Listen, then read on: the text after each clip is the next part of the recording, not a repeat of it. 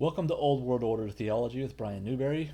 Today we're going to be talking about the theology of race and modern racism. Very controversial and hot topic right now. I thought it would be good to go over this and give a clear distinction between the modern concept of racism, which is a plague to the American society and culture right now, and the biblical idea of race, or probably better termed as ethnos, meaning the nations, and ethnicity. So I'm going to give an overview, a biblical overview of humanity, according to ethnos. The Greek word ethnos refers to the nations and the people that come from the nations. And then I'm going to wrap it up with a modern concept of racism and show you how it's different from the ancient slash biblical model.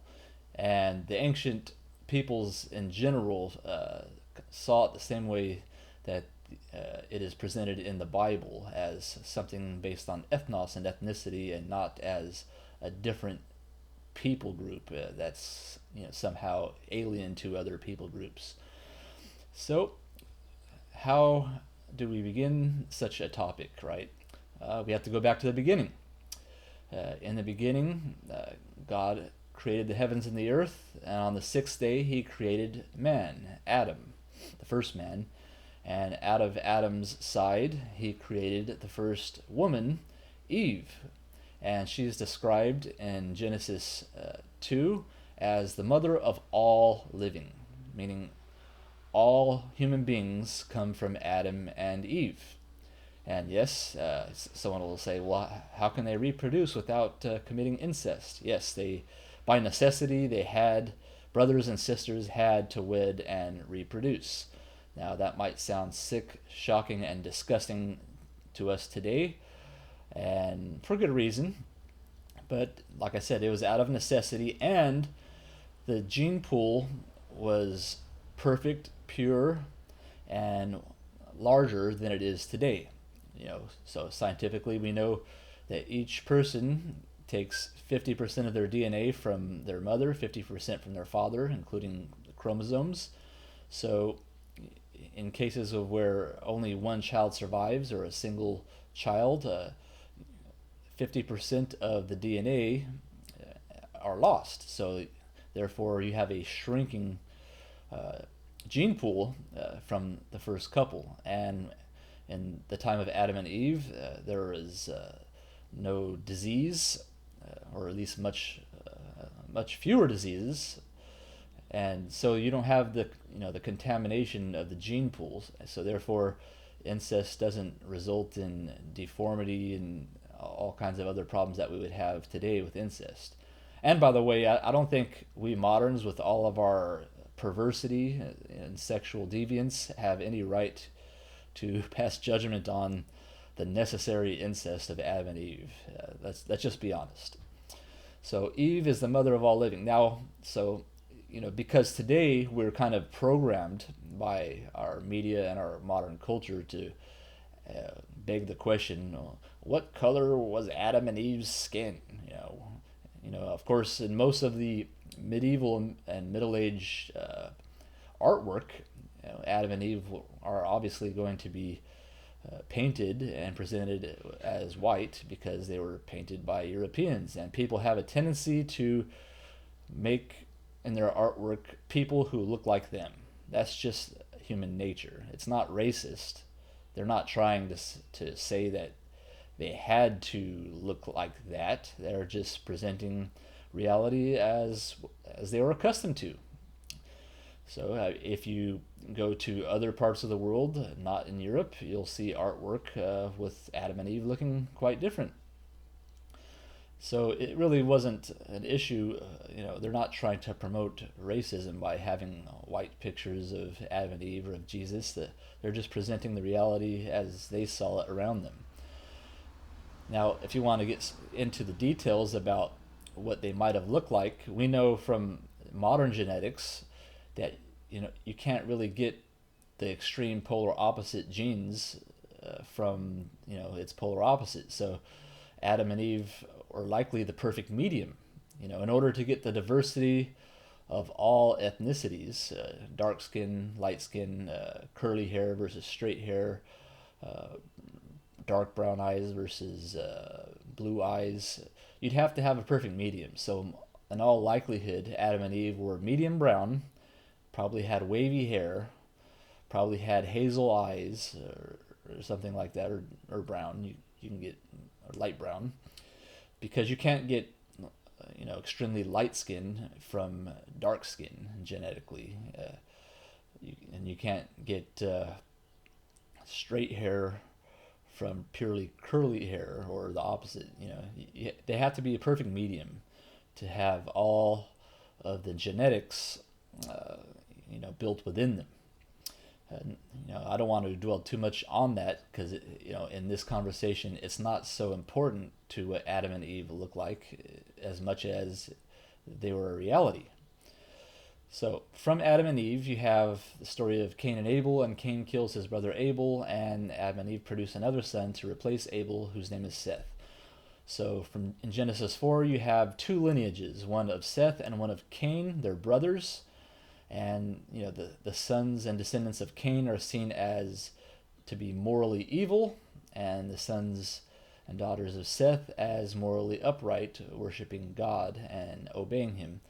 And out of Cain's lineage come the first builders of civilization. They built the first cities, and all of the technology, not all, but a lot of the technology as it is described, including metallurgy, cattle raising, and so forth, music, the arts. And eventually the lineage of Cain overtook the lineage of Seth, and the entire earth became evil except for Noah and his family, 8 people in all. And God destroyed all of humanity except for Noah and his family, 8 people, and they all perished in the great flood. Okay, we all know that story. So God destroyed them not according to race, but according to morality. So after the flood, you have in Genesis 10 what you call the Table of Nations. So Noah had 3 sons, Shem, Ham, and Japheth. And out of Shem, Ham, and Japheth, you get the nations, the ethnos, right? So Shem, he produced the Semites. So you have Shemite or Semite, same thing. Ham's descendants occupied Africa and parts of the Middle East and Asia. And then Japheth's descendants ended up in Europe. So as we know, with modern science and our understanding of genetics, people, when they dispersed into various areas of the world, their relationship to the sun and to the food, climate, etc., it produces modifications in the genes and adaptations. So that's how you get the diversity of appearance. So obviously people with lighter skin, they're adapting to colder climates, or climates not closer to the sun. And they have recessive genetic traits, lighter hair, lighter eyes. So people who lived to the north and to the south of the equator would have lighter genes. People who live closer to the equator have darker skin, curlier hair, darker eyes, because the melanin in the skin helps prevent sunburn and skin cancer and those kind of things. So they're adapted to live closer to the sun. So the diversity of appearance and of the genes has to do with a geographical region, not a different people type altogether. It's very important to understand that. So out of one man, Adam, and then through Noah, you have all of the earth's population, and then Noah's 3 sons kind of represent all of the geographical regions of the world as we know it. So then, shortly thereafter, we have the incident of the Tower of Babel, right? Because after the flood, God commanded Noah and his sons to spread out throughout the entire world and populate the earth. But being of a sinful and rebellious nature, human beings said, no, we will not be dispersed throughout the earth. We will stay here and we will construct a tower up to the heavens, right? So in the incident of the Tower of Babel, you have the first New World Order. They all wanted to be one people. They all wanted to be one, and they all wanted to have their own rules, their own religion. And it was in defiance of God. So what does God do? He comes down to pay them a visit, and he creates different languages. So because they all, he scattered their languages, they couldn't communicate with one another, and they could not be one people, and they could not, finish the Tower of Babel. So they had to God forced them to disperse and obey his commandments, to spread out and populate the entire earth. So people grouped up, not according to race, not according to skin color or anything like that. In the Tower of Babel, they got together according to language. So they found people who spoke the same language, and they grouped together and formed clans and tribes in that way. And in that way, they spread out through the entire earth. Now, sometime later, you have the father of the faith, a man named Abraham, or Abram, who became Abraham. God changed his name when he made a covenant with him. And Abraham was of the lineage of Shem. He was a Semite. And Abraham, his first two sons represented two different ethnos, two different nations. He had the promised son was Isaac, out of which the Israelites would come from, and the promised lineage of the future Messiah would come from Isaac. And he also had Ishmael, who became the father of the Arabs, and the Muslims today, they trace their genealogy and their lineage from Ishmael, from Abraham, and rightly so. So you have, and also, by the way, the Arabs and the Ishmaelites and the Muslims that come from Arabia are indeed Semites, because they descend from Shem. So this modern concept of anti-Semitism being only against Jews is not accurate. Anti-Semitism would also include anti-Arab and anti-Muslim. So, anti any kind of ethnicity is bad, but we shouldn't limit it to, only the Jews. That would not be accurate. And that's assuming that all Jews are of one ethnicity, and in today's world, that's not exactly true either. But I digress. So, you have Abraham and his son Isaac, Jacob, and one of Jacob's sons, Joseph, ends up in Egypt and even saving Egypt.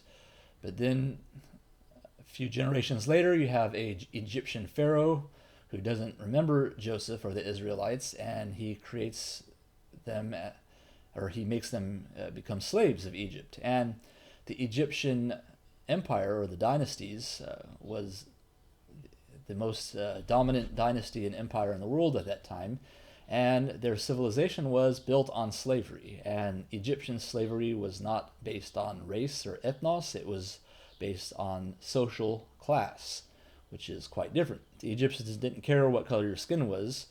If you weren't in the elite ruling class, you were a slave, you were a worker, and you would work for the elite ruling class. So God sends Moses, a deliverer, to free the Israelites from the Egyptian oppression and creates out of them one nation. And it's interesting that God himself says to the Israelites, I did not choose you because you were greater than other people. I chose you because you are the weakest. So why does God choose the weakest? Because in their mighty deeds, people would recognize that it's not the Israelites themselves who were superior to other nations. It was the God of the Israelites who was superior to the pagan gods of the nations, who are not really gods at all, but demons. So eventually, God promises the Israelites the promised land of Canaan, which would be modern-day Palestine, and he sends Moses' successor, Joshua, and the Israelites into the land of Canaan that he had promised Abraham, and they conquer the Canaanite peoples.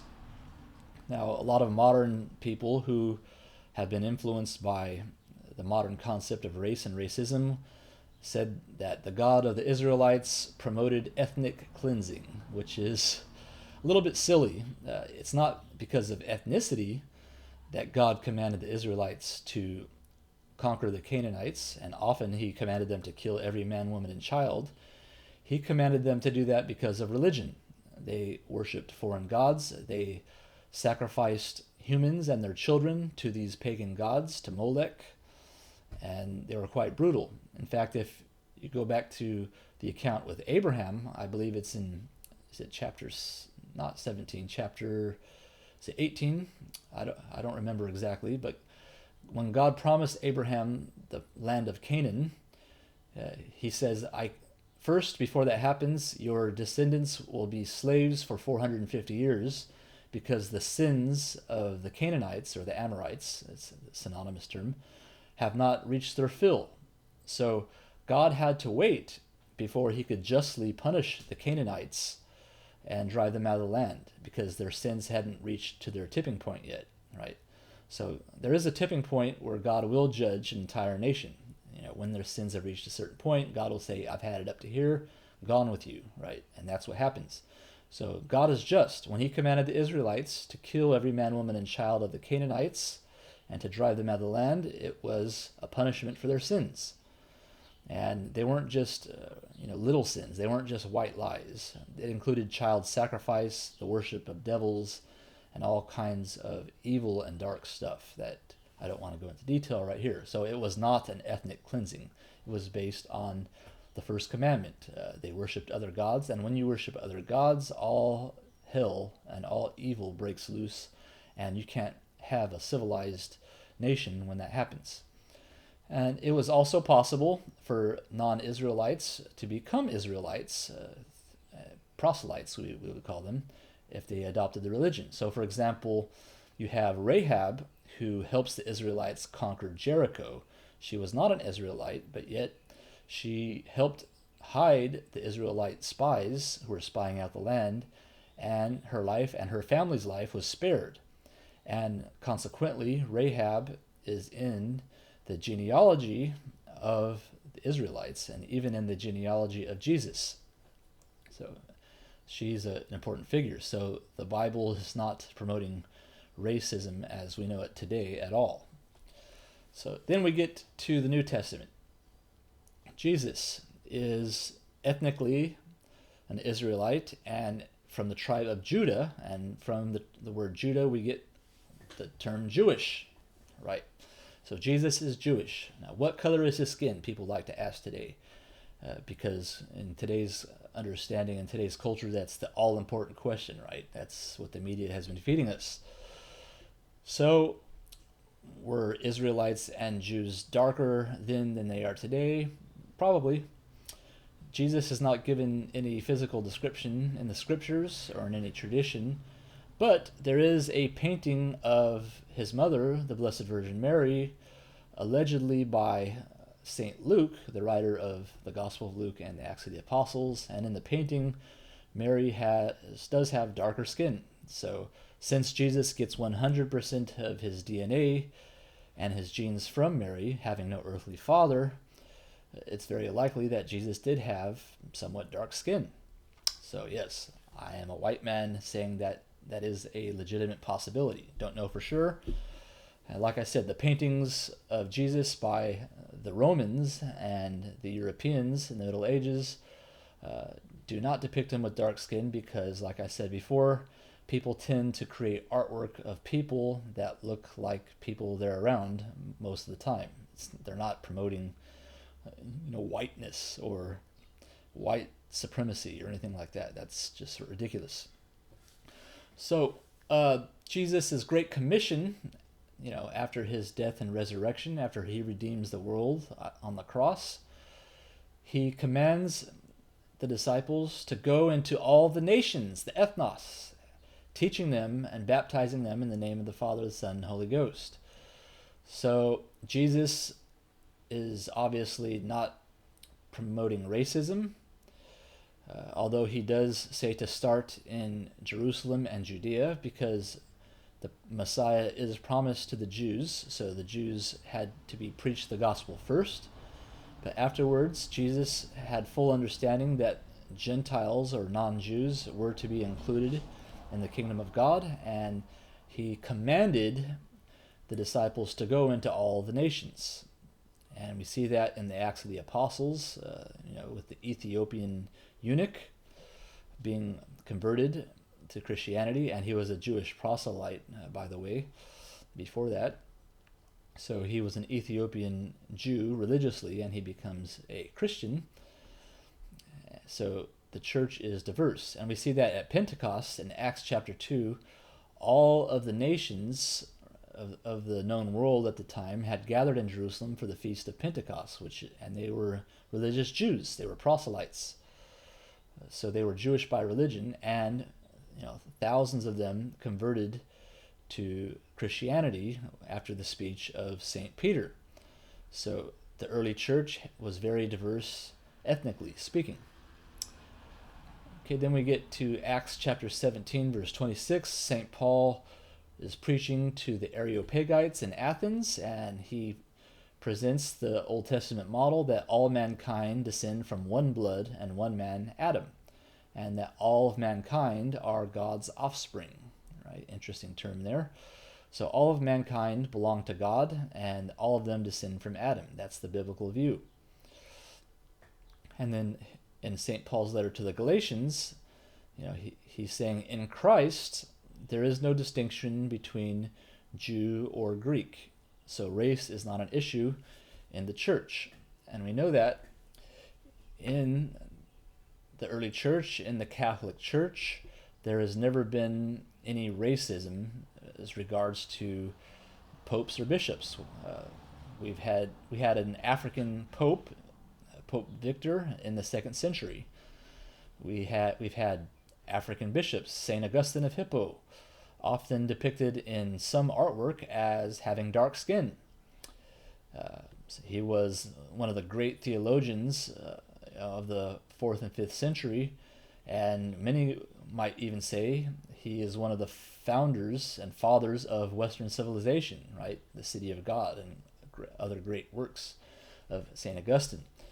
So the Catholic Church has been promoting people of various nations and cultures to bishop and pope for 2,000 years.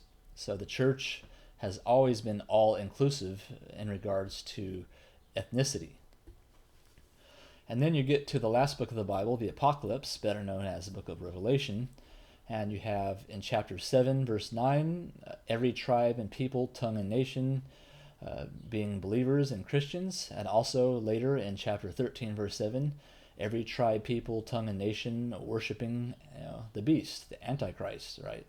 So there is no distinction between tribe, people, tongue, and nation.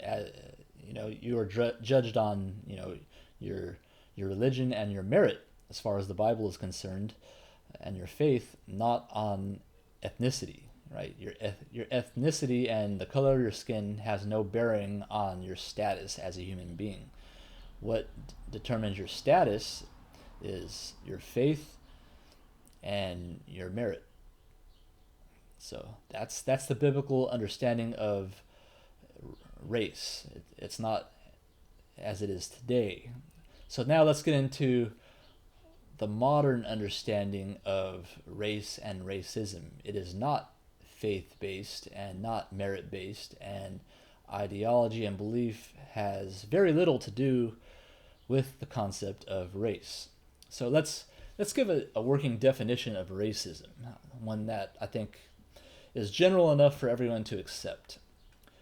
I would define racism today as the belief that one ethnicity is either superior or inferior based solely on the ethnicity. I think that's a fair definition of racism. So if I believe that people that look like me are superior just because they look like me and share a similar ancestry going back to Europe, which would be Japheth, I would be a racist if I believe that. I don't believe that. I reject it. And the same thing would be if a man of African descent believed that by virtue of being of African descent, he's superior over all people who are not of African descent, he would be a racist. So that would include the 5% nation of gods and earth, very popular in hip-hop culture. They might work alongside of non-blacks, non-Africans, but their ideology is racist because they believe that the black man is God. Very silly belief, but nevertheless they believe it. And you have other ideologies, such as the Nation of Islam and Farrakhan, who were very anti-Jewish. They have racist ideas, and racism is not confined to white people. Now, I do realize that in the early Americas there was a lot of racism going on. A lot of early American settlers thought that Native Americans and Africans were inferior by virtue of race, and that is racism. Today, however, I would think that true racism, as I defined it, is not as prominent as is advertised by the media. I think there's a distinction between racism and the hatred and superiority complex that goes with it. There's a difference between that and ignorance and racial stereotypes. I'll get into that in a minute. But today's racism is basically a Darwinian construct, right? And Darwinism, if you really think about it, it leads to racism. So the Darwinian construct, it is in contradiction with the biblical construct. So the Darwinism would reject, the idea that all people come from Adam and Eve. Darwinism teaches that people come from a common ape-like ancestor, right? And then you would have these various ape-like ancestors creating various races of people. So the ape-like ancestors in one part of the world would evolve into human beings, and in another part of the world, a similar ape-like ancestor, though not identical, would evolve into another race of people, and therefore, they usually break it down into 3 or 4 categories. I'm not going to get into that right now for the sake of time, but let's just take it as it is. So under the Darwinian construct, you would have the idea that one ancestral line would be more evolved than another, right? So you might have the idea that the white humans who descend from a common ape-like ancestor evolved more so than another, and you would say providence, right?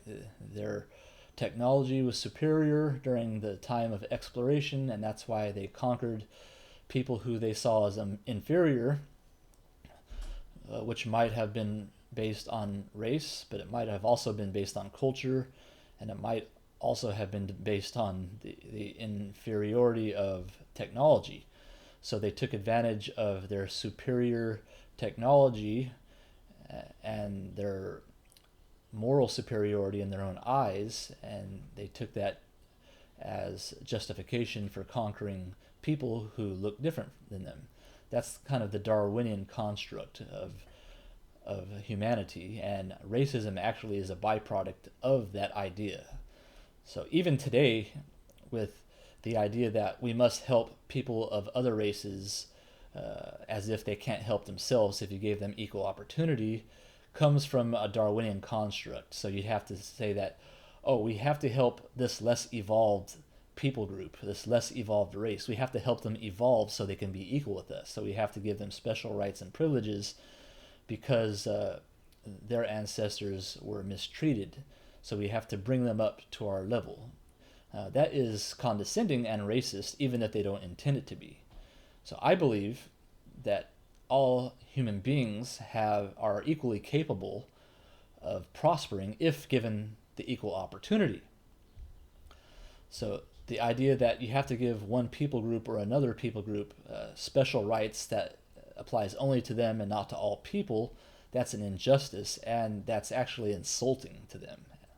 If you just give them equal opportunity under the law, then all peoples, all ethnic groups, not races, can prosper and can live in peace.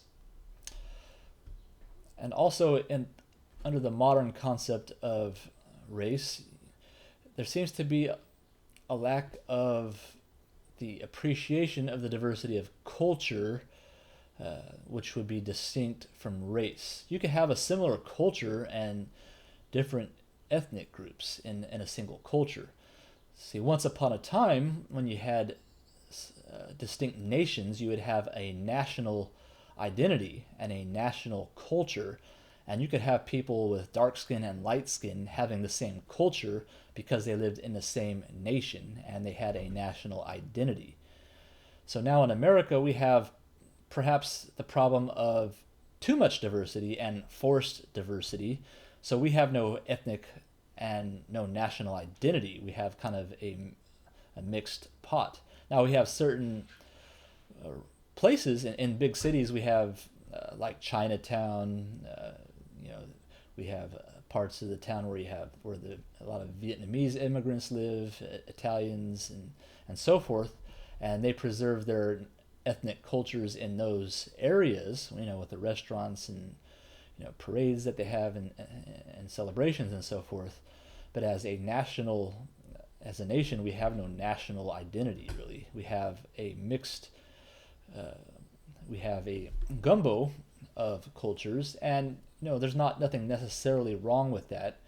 But what tends to happen is cultures begin to get watered down, and we have one nation but no distinct culture, and what it really does is it waters down culture into kind of a lowest common denominator. So what is the root word of culture? It's cult.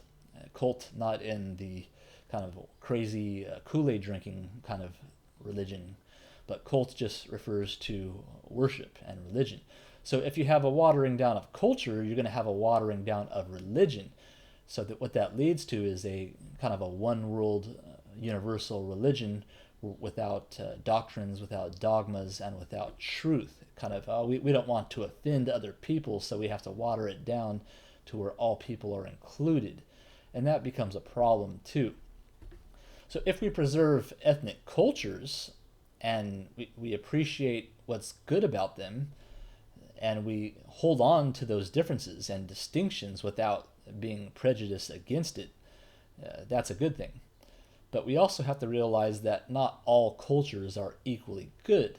I know that might step on some toes there, but let me give an example. We've discovered cultures in some parts of the world that accepts pederasty and pedophilia as normal, and even part of their religious ceremonies, and strangely enough, kind of their growing up, part of the process of becoming an adult. So we would say, hopefully we would say that that's not acceptable, and that culture is an evil culture. Now, from the point of view of an anthropologist, you're not allowed to make such judgments. But from a Christian point of view, you would say that certain parts of certain cultures are evil. Like, for example, the ancient Aztecs and Mayans, when they would cut out a person's heart while it was still beating and offer it to the sun god, we would say that part of that culture is bad. We should say that without blinking an eye. It's not racist to say that human sacrifice is bad and that pederasty and pedophilia is bad. We should recognize that as being against the will of God and being against the moral order and nature of natural law of God, of the creation. So the Catholic Church has always held on to the good parts of the diversity of cultures, but the sinful parts, we've always said, no, you have to stop doing that. And that's not racist to say that. We have to do that because we obey God, who is the Father of all, and we are his offspring, right? So that's important to make those kind of distinctions. So yes, like I said before, there is a distinction between racism, which is thinking that one nationality or ethnicity is superior or inferior to another based on ethnicity and national identity alone. And then there are people who are just ignorant. They might not like another culture, and therefore they slander it and they're prejudiced against it. And ignorance is bad. We should not promote that. We really shouldn't tolerate it. We should shun that. And then you have racial stereotypes or ethnic stereotypes, where we make jokes and we kind of classify certain ethnic groups as participating in certain behaviors and activities, and sometimes it's accurate and sometimes it's not. And when I say accurate, it's accurate in a general sense, not in 100% of the people, because there are always outliers and people who don't fit the stereotype. And stereotypes can be offensive, but they're not racist. Just because you make an ethnic stereotype doesn't mean that you think this people group is inferior to your own people group, your ethnicity. It just means you're kind of making a generalized statement of that ethnic group, and you're applying it to all people in the ethnic group, which is not accurate. But it's just something that human beings do. It's part of our nature. Like, for example, even in the New Testament, in St. Paul's epistle to Titus, he brings up a phrase that let me get to it. I forgot the exact wording. It's actually quite humorous. And he gives it's a rhetorical thing he's doing there, St. Paul. And somebody today who's very sensitive might say, "Oh, that's racist." What is it?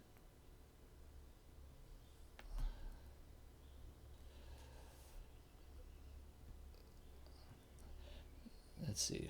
Bear with me here. I wasn't prepared. Forgive me. Oh yeah, chapter 1, verse 12 of Titus. No, he said, well, it says one of them. He's talking about false preachers, false teachers. He says one of them, a prophet of their own, said the Cretians are always liars, evil beasts, and with slothful bellies.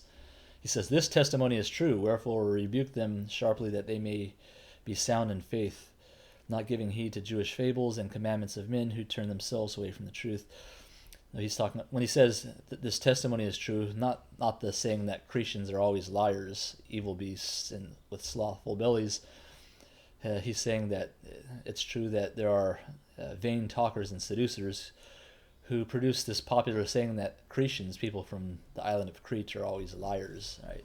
So that's a popular saying. That's a stereotype given to the what do you call it? What was perceived, the reputation there. That's the word I was looking for, of the people of Crete as being vain talkers, or being liars. Hustlers, you might say, always trying to hustle you. So that was going on back then. It's part of human nature, and you can go into any history book. Plato, for example, in the book of the Laws, where you have the idea that the Athenians were filled with effeminate men and boy lovers, because they practiced pederasty. That was a reputation that the people of Athens had because their culture included pederasty and homosexuality. So you had the Spartans kind of looking down on them because of that. And we would also, as Christians, look down on that as being inappropriate as a culture. But see, various cultures have various stereotypes, and then people make the stereotypes and they apply it to all. Even though you would have people of Athens who would not agree with those things, right? So those are important distinctions to make. Not all of it is racism proper. And then you have some cultures that perpetuate stereotypes, and in today's culture they are given a pass. They're not held accountable for it. And some of it is in a negative light. So you have, and you can see it in the arts and music and in movies. So I don't want to get into particulars because I can't give an example of every culture and every ethnicity. I don't want to pick on one as an example for others, but you could think about it.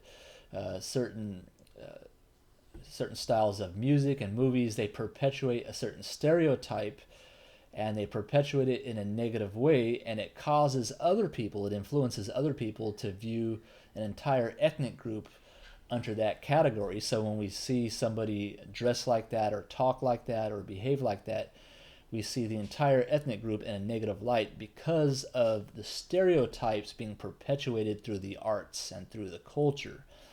And because we have free speech, we don't want to violate a person's free speech and the right to produce the arts, music, and movies as perpetuating a stereotype, but it actually feeds into the racial tensions that we're witnessing today.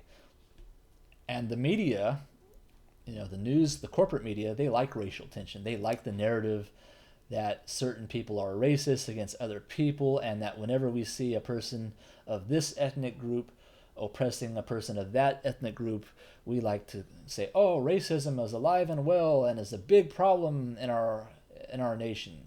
And I'm not saying that it's not a problem. I'm saying that it's not as big as a problem as the corporate media likes to promote it. A lot of times what is actually happening is just ignorance and the dislike of culture and racial stereotypes being played out. It's not necessarily racism. Now, how do we reverse that? The reversal is to not be ignorant, to embrace the good parts of every culture on earth, because we all come from God, and to hold accountable people who perpetuate negative stereotypes, because it hurts all people of that ethnic group, right? Befriend people of other ethnic groups and cultures and appreciate them for having a distinct culture, their ancestral culture. Appreciate what's good about it. You don't have to accept it as your own. You don't have to accept the parts of it that are morally bad, but we should accept the diversity of culture and hold on to everything that's good in it. And then finally, I'd like to end with the idea of Marxism and neo-Marxism, which likes to instigate class warfare and race warfare. Marxism likes to create people groups, sometimes artificially. They like to separate people under not only ethnic groups, but also behaviors such as LGBT. They like to take the behavior of homosexuality and create a separate people group to it, and then claim that this people group is being oppressed and not given equal rights. And then they force everybody else to to lower their own standards and lower their own rights, and give these special people groups special rights that don't apply to all people, as if these people groups can't thrive if they're just given equal opportunity, right? So they force equality on areas of humanity that don't deserve equality. Like a person, we have to discriminate against certain behaviors. That's what morality is about. All behaviors are not equal, and the behaviors of certain cultures, as I've already noted, cannot be tolerated because they are sinful and they are immoral. So you don't give rights to a people group just because they engage in a behavior. And you shouldn't give special rights to a people group just because they have a certain ancestral lineage or because they look a certain way. Rights all come from God. And as far as equality is concerned, equality is given to all human beings because all human beings are created in the image of God and deserve dignity and respect. But when their behavior merits, or I should say demerits that dignity, and if they have to be punished by law, then they lose certain rights and they lose certain dignities based on injustice and criminal behavior. You can't do without that. So a certain discrimination is necessary, but it's not based on ethnicity, it's based on behavior. So what Marxism likes to do is divide humanity up into certain groups as if they're entirely a different people group, and give them their own rights and say that they're being oppressed. And what they do is they like to they're using that to undermine Western civilization, and particularly Christianity, because Marxism is atheistic in nature and materialistic in nature, and everything is based on the redistribution of wealth according to materialism. So Marxism does not deal with God, but when you really get to the root of Marxism, it's actually satanic in nature, and it involves the occult, but I digress. So, wrapping it up, the ancient model of race is not based on racism as understood today. It's based on the ethnos, the nations, the ethnicity, and the diversity of the nations is based on geography and adaptation over centuries, and also climate and food and everything that goes with geographical region. But all human beings come from God, all human beings are created in the image of God, and all human beings descend from Adam and Eve. The modern concept of racism is based on a Darwinian construct where certain people groups have a completely different lineage from other people groups because they evolved from different ape-like ancestors in different parts of the world. So therefore, potentially some people groups evolved faster than others and are superior, and that leads to racism. So I hope you enjoy this video. Please like, please subscribe if you haven't done already, and share with your friends. Hope it was helpful. Feel free to add comments in the comments section if you disagree. Please give a good reason why you disagree. I love you all. God bless. In nomine Patris et Filii Spiritus Sancti. Amen.